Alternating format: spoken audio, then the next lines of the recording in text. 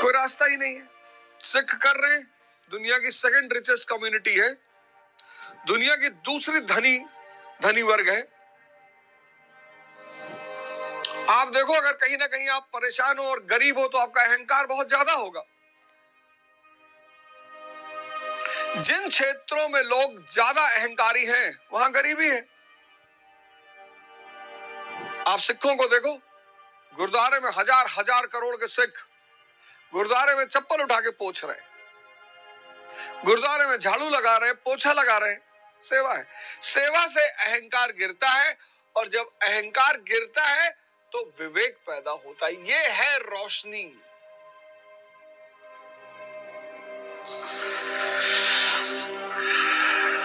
विवेक के बिना आपका जीवन अंधकार में रहेगा। कितना भी पढ़ लो, एमएससी, बीएससी, पीएचडी, ईएचडी, चाहे जो कर डालो, अगर ये नहीं पैदा हुआ, क्योंकि जैसे ही विवेक पैदा होगा वैसे ही त्याग पैदा हो जाएगा। त्याग, हाँ, त्याग पैदा हो जाएगा। किस बात का? माया जो है, माया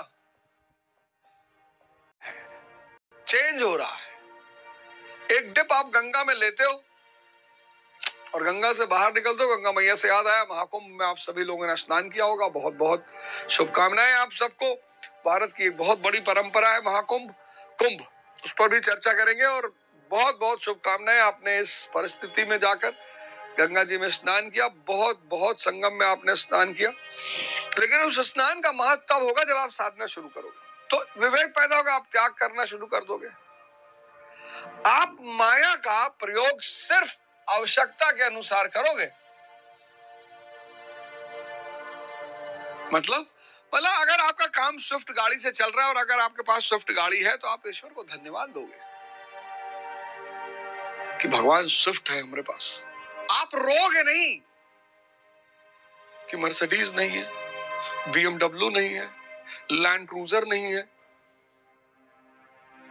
अगर आपकी जीवन की जो मूलभूत आवश्यकताएं हैं उनकी पूर्ति हो रही है और आप दुखी हो,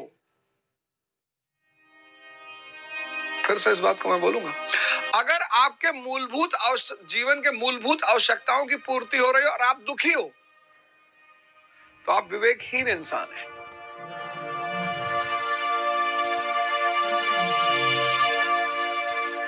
त्याग पैदा हो जाएगा। त्याग के साथ एक चीज शुरू हो जाएगी, तपस्या। अब ये क्या भला है तपस्या? और बढ़िया मटर पनीर बनी है और शानदार बनी है, तो जीभ के लिए नहीं खाना है, पेट के लिए खाना है। यह है त्याग। अगर आप जीभ के लिए खाओगे तो 2 किलो मटर पनीर खा जाओगे और फिर अजगर की तरह पड़े रहोगे।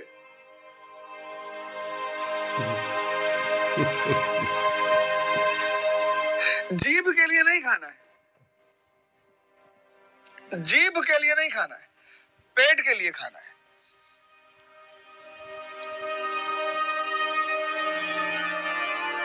धीरे धीरे सुखों का, आप सुख को छोड़ते जाओगे। यही तपस्या है। और जब ये तपस्या आपकी निरंतर चलने लगेगी तो वो साधना में कन्वर्ट हो जाएगी।